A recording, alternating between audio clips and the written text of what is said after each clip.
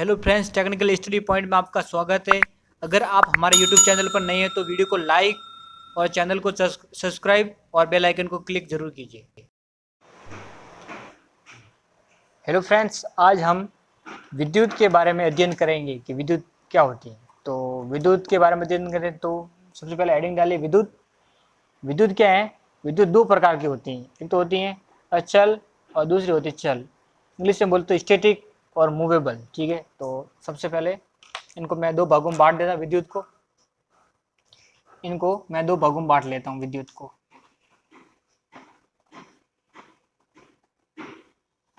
पहले होती है स्टैटिक, जो हिंदी में बोलते हैं अचल। नंबर दो पे होते हैं चल, जिसको बोलते हैं मूवेबल।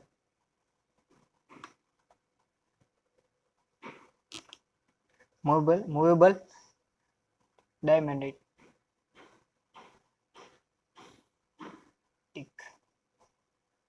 जिसे तारों में बहाया ना जा सका, इसे इसको क्या है? इसे तारों में बहाया नहीं जा सकता। बहाया मतलब जिसको मतलब तारों के अंदर ये प्रवाहित मतलब नहीं होती। ठीक है, और दूसरे होते तारों में बहाया जा सकता है। इसको चल को है तारों में बहाया जा सकता है। ठीक है, तो सबसे पहले क्या हुआ है, विद्युत नाम कैसे पढ़ा? तो विद्युत नाम कैसे पढ़ा? तो सबसे पहले क्या हुआ कि सन है 2500 ईसा पूर्व।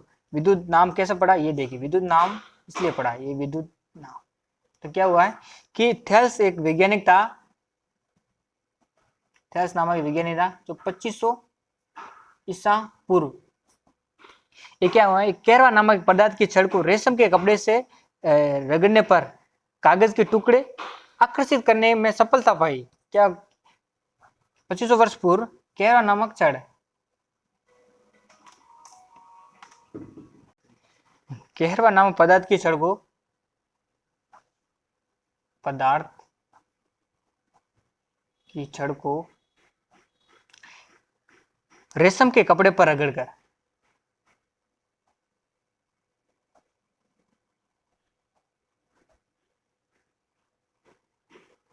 रेशम के कपड़े पर रगड़कर कागज के टुकड़े आकर्षित किए।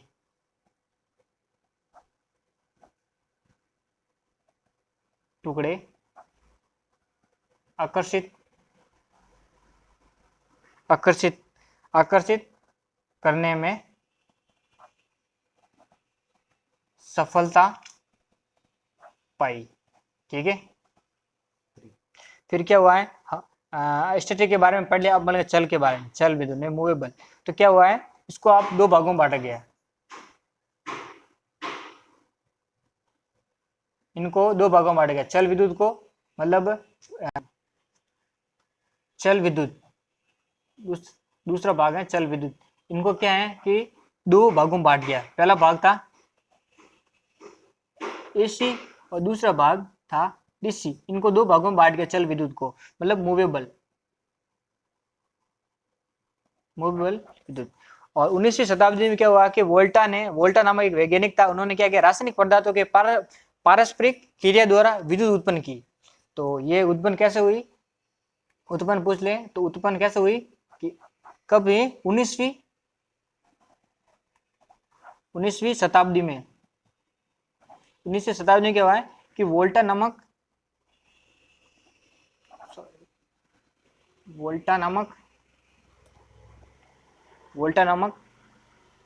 एक वैज्ञानिक था।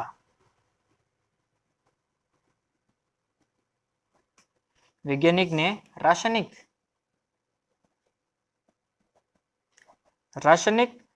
पदार्थों की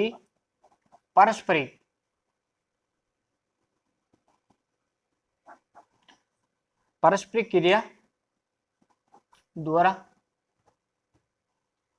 विद्युत उत्पन्न की। या ये चल विद्युत उत्पन्न की, विद्युत उत्पन्न की।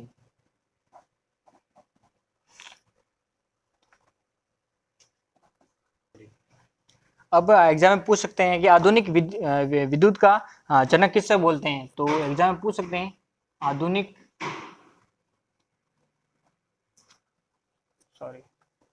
आधुनिक विद्युत का जनक किसे बोलते हैं, बोलते हैं माइकल फैराडे। फैराडे। होता क्या है कि ये उत्पन्न कैसे हो जाता है, दो असमान चुंबकीय ध्रुव को बीच किसी चालक के द्वारा लगातार बल रेखाओं का छेदन करके, कैसे है कि दो असमान ध्रुव असमान चुंबकीय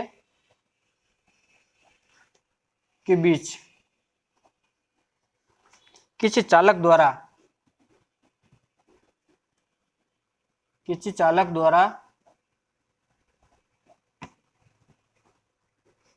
लगातार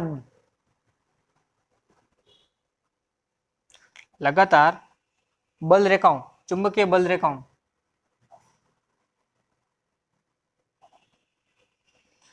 बल रेखाओं का छेदन करके विद्युत उत्पन्न की।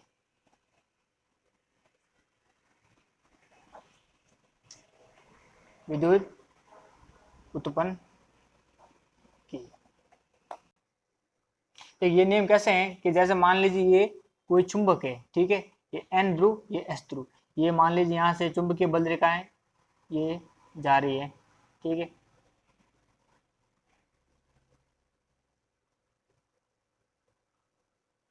ये चुंबकीय बल रेखा जा रही है। अगर इसी इन चुंबकीय बल रेखाओं के बीच ये मान लीजिए कोई एक पदार्थ रख दिया, मतलब चालक पदार्थ रख दिया, ठीक है, तो ये क्या करेगा, इन चुंबकीय बल रेखाओं का छेदन करेगा या काटेगा। तो इस चालक के अंदर क्या होगी, चालक काटेगा तो चालक के अंदर क्या होगी, विद्युत धारा उत्पन्न होगी।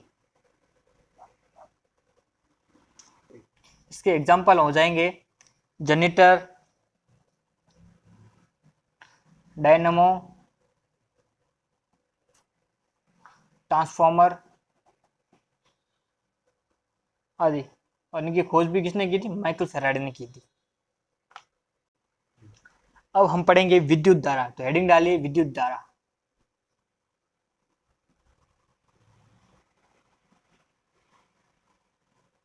विद्युत धारा, आवेशों के प्रवाह की दर को विद्युत धारा कहते हैं। विद्युत धारा किसे कहते हैं, आवेशों के प्रवाह की दर विद्युत धारा कहलाती है।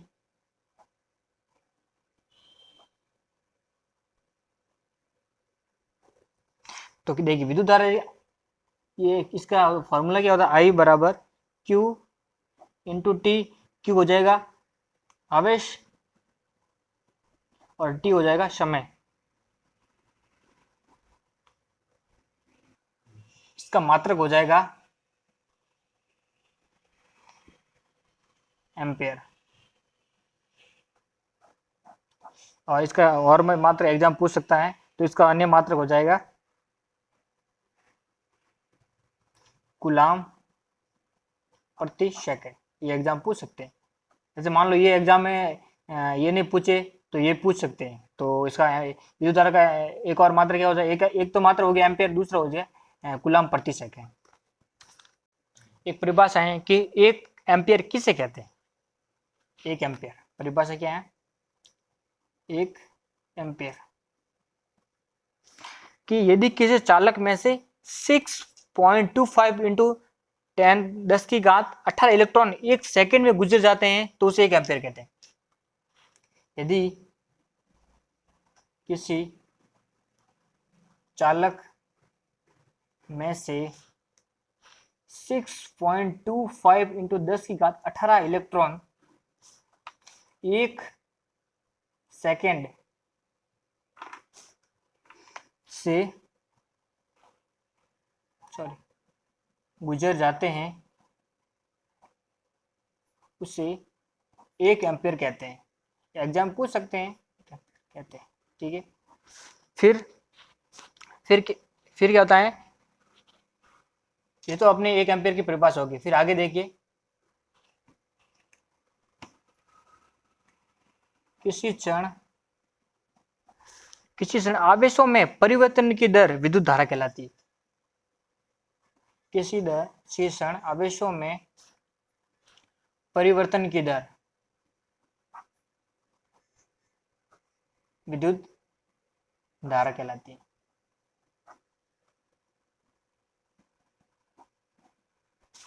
जैसे आई हो गया डी फाई बटा डी टी, ये क्या हो जाएगा? आवेश में परिवर्तन की दर।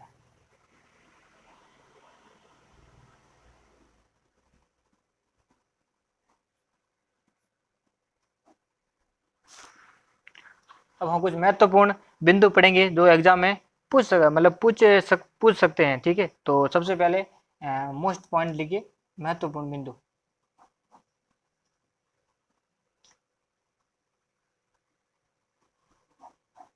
तो सबसे पहले क्या आता है? विद्युत धारा एक क्या है? अदिश राशि है।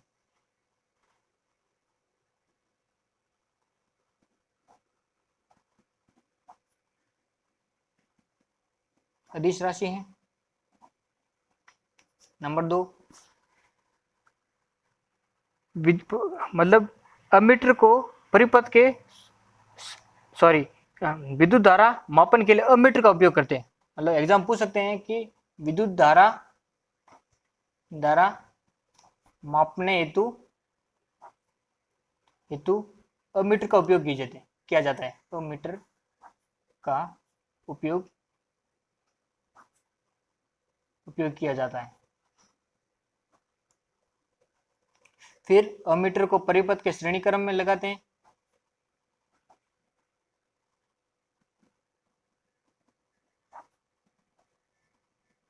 श्रेणी क्रम में लगाते हैं।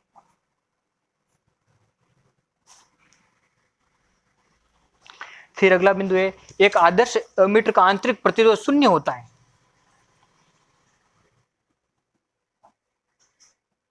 एक आदर्श अमीटर का आंतरिक प्रतिरोध क्या होता है? शून्य होता है। शून्य होना चाहिए।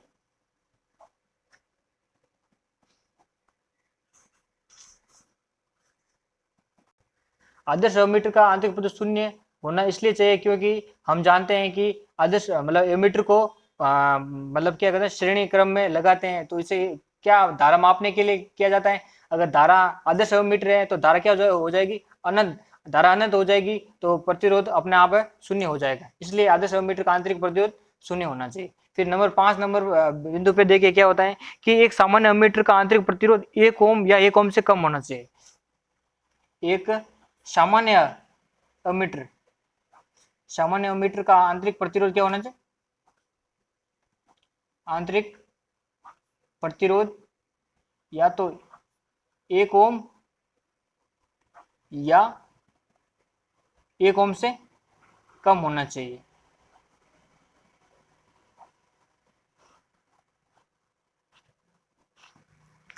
कि अमीटर की रेंज बढ़ाने के लिए अमीटर के समांतर क्रम में निम्न मान का प्रतिरोध लगाना चाहिए। तो अमीटर की रेंज बढ़ाने हेतु अमीटर के समांतर क्रम में निम्न मान का प्रतिरोध जोड़ा जाता है।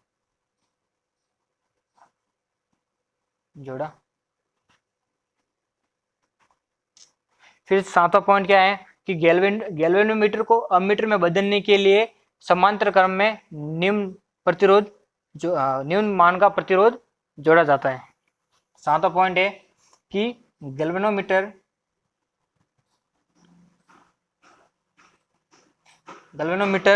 को अमीटर में बदलने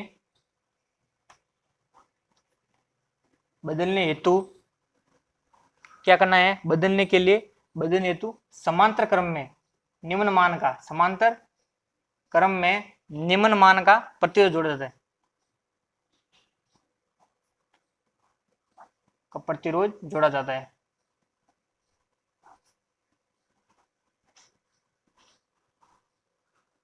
गैल्वेनोमीटर क्या एक प्राथमिक यंत्र है जो विद्युत धारा की उपस्थिति को दर्शाता है। गैल्वेनोमीटर क्या है? एक प्राथमिक यंत्र है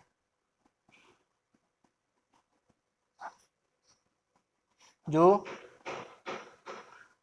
प्राथमिक यंत्र जो विद्युत धारा की उपस्थिति दर्शाता है।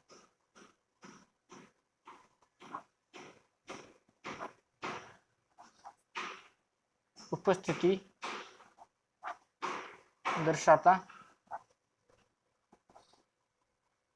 और एक नवा पॉइंट डाल दीजिए कि एक ब्लेस्टिक गैल्वेनोमीटर होता है तो लघु धारा मापन हेतु इसका उपयोग किया जाता है। ब्लेस्टिक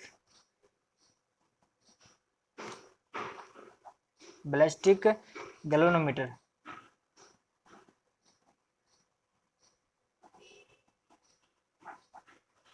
जो लघु धारा मापन हेतु।